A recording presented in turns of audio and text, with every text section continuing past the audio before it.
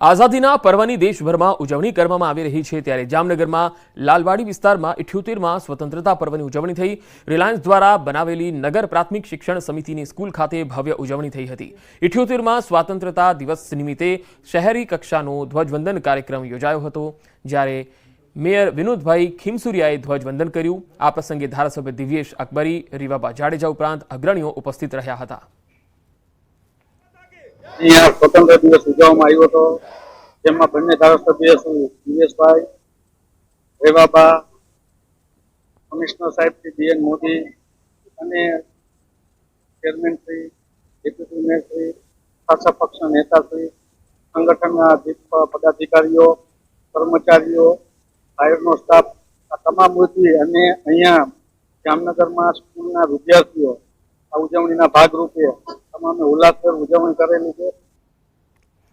78માં સ્વતંત્રતા પર્વની સોમનાથમાં પણ ઉજવણી થઈ। સોમનાથ દાદાને ત્રિરંગા શૃંગાર કરાયો। સોમનાથ મંદિરને પણ રોશનીથી સુશોભિત કરાયું।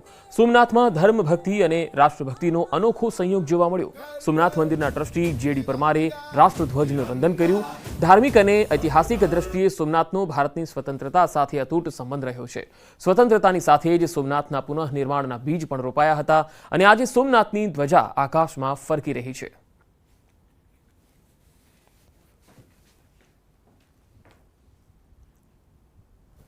સોમનાથમાં મોટી સંખ્યામાં પોલીસના જવાનો પણ ઉપસ્થિત રહ્યા હતા અને તિરંગો લહેરાવી અને તિરંગાને સલામી પણ આપી હતી। પાટણના સાંતલપુર તાલુકાની લખાપુરા પ્રાથમિક શાળામાં બાલ સાંસદ ચૂંટણીનું આયોજન કરાયું। બાળકોને ગમ્મત સાથે લોકશાહીનું જ્ઞાન પીરસવાનો અનોખો પ્રયત્ન થયો। બાલ સાંસદ ચૂંટણીમાં 8 બાળકો ઉમેદવાર બન્યા અને તેમને અલગ અલગ ચૂંટણી ચિહ્ન પણ આપવામાં આવ્યા। શાળામાં બાલ સાંસદ ચૂંટણીમાં ચૂંટણીલક્ષી તમામ સુવિધાઓ ઉપલબ્ધ કરાઈ। ઉમેદવાર, એજન્ટ, પોલિંગ સ્ટાફ, ચૂંટણી અધિકારી, પોલીસ સ્ટાફ સહિત તમામ પાત્ર બાળકોએ અહીંયા બજાવ્યા હતા। વોટ માટે ડિજિટલ ઈવીએમ એપનો પણ ઉપયોગ કરી તેમાં મતદાન પણ કરાયું। મતદાન બાદ વિજેતા ઉમેદવારો પણ જાહેર કરાયા। આમ બાળકોને લોકશાહીની ચૂંટણી પ્રક્રિયા અંગે માહિતી અપાઈ। તો બીજી તરફ આઝાદીના પર્વની ઉજવણી દ્વારકામાં અનોખી રીતે કરાઈ। બરડાના ડુંગરમાં તિરંગો લહેરાવાયો। દ્વારકા પોલીસના જવાનોએ પ્રકૃતિની ગોદમાં ઊંચે ડુંગર પર તિરંગો લહેરાવ્યો હતો।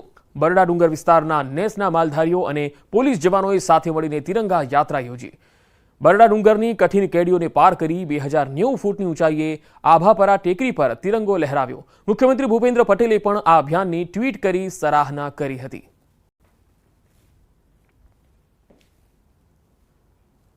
સંઘ પ્રદેશ દમણમાં સ્વતંત્રતા પર્વની ઉજવણી થઈ હતી। પ્રદેશના પ્રશાસક પ્રફુલભાઈ પટેલે તિરંગો લહેરાવીને સલામી આપી। શાનદાર પરેડની સલામી ઝીલી। સાંસદ ઉમેશ પટેલ, સ્વતંત્રતા સેનાની ઉચ્ચ અધિકારીઓ અને રાજકીય સામાજિક હસ્તીઓ પણ કાર્યક્રમમાં ઉપસ્થિત રહી। પ્રફુલ પટેલે સંઘ પ્રદેશની જનતાને શુભકામના પાઠવી।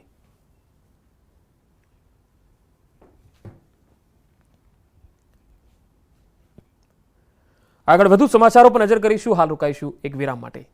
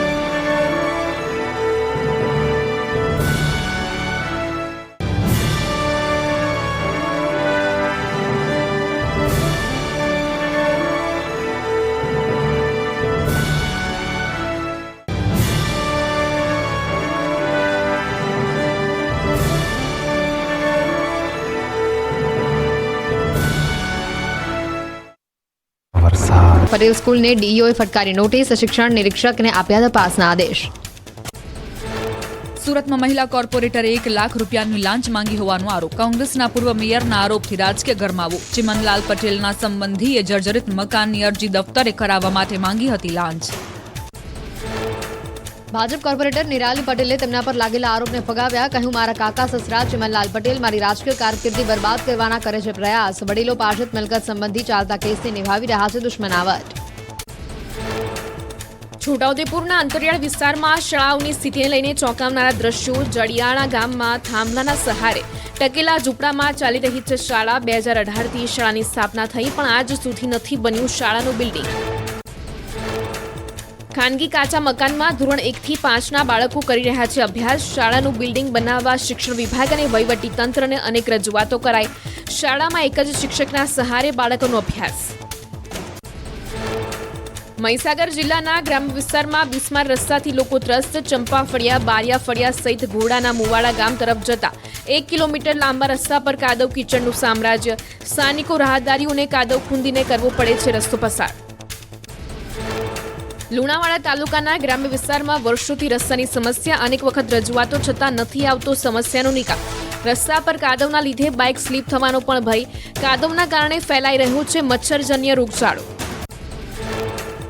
જૂનાગઢ શહેરના મુખ્ય રસ્તાઓ અને સોસાયટીઓમાં રખડતા ઢોરે અડીંગો જમાવ્યો. રસ્તા પર ઢોરના સામ્રાજ્યથી વાહન ચાલકો ત્રાસ. અવારનવાર અકસ્માતના બનાવો પણ વધ્યા. સ્થાનિકોએ તંત્ર પાસે કાર્યવાહી કરવાની માંગ કરી. બનાસકાંઠાના પાલનપુરમાં બાયપાસ રોડને લઈને ખેડૂતોએ કોંગ્રેસના નેતાઓને સાથે રાખી રેલી યોજી. ખેડૂતોને બજારના ભાવે વળતર આપવાની માંગ સાથે કલેક્ટરને આપ્યું આવેદનપત્ર. વડોદરામાં વાસણા ભાયલી રોડ પર પડ્યો મસમોટો ભૂવો. ભૂવામાં કાર ફસાઈ જતા દોડધામ મચે. ફાયરની ટીમે ક્રેનની મદદથી કારને કાઢી બહાર. મોરબીમાં વિદ્યાર્થીઓ માટેની સાયકલો ભંગાર હાલતમાં જોવા મળી. 1200 જેટલી સાયકલ પડતર અવસ્થામાં હોય તેવા દ્રશ્યો આવ્યા સામે. મેદાનમાં પડેલી સાયકલો વચ્ચે ઘાસ પણ ઉગી નીકળ્યું. બનાસકાંઠામાં ડીસા નગરપાલિકાના તમામ કર્મચારીઓ હડતાળ પર. પૂર્વ સદસ્ય અને ચીફ ઓફિસર વચ્ચે સર્જાયેલી તકરારના વિરોધમાં હડતાળ પર. પાલિકાના કર્મચારીઓ હડતાળ પર ઉતરી જતા પાલિકાની કામગીરી ઠપ. વેરાવળ પાલિકાની સામાન્ય સભામાં મચ્યો હોબાળો. કોંગ્રેસના નગરસેવકે જન્મમરણ શાખાના રજિસ્ટ્રાર 12 વાગે ઓફિસ આવતા હોવાનું લગાવ્યો આરોપ. નગરસેવકે આરોપ કરતા રજિસ્ટ્રારે અકળાઈને આપ્યો જવાબ. બાંગ્લાદેશમાં હિન્દુઓ પર થઈ રહેલા અત્યાચારને આંતરરાષ્ટ્રીય હિન્દુ પરિષદમાં આક્રોશ. સુરતમાં આંતરરાષ્ટ્રીય હિન્દુ પરિષદ દ્વારા 1 દિવસના ઉપવાસ આંદોલનનું આયોજન કરવામાં આવ્યું. ભારતની સેના બાંગ્લાદેશની સેના સાથે રહીને હિન્દુઓને બચાવે તેવી માંગ.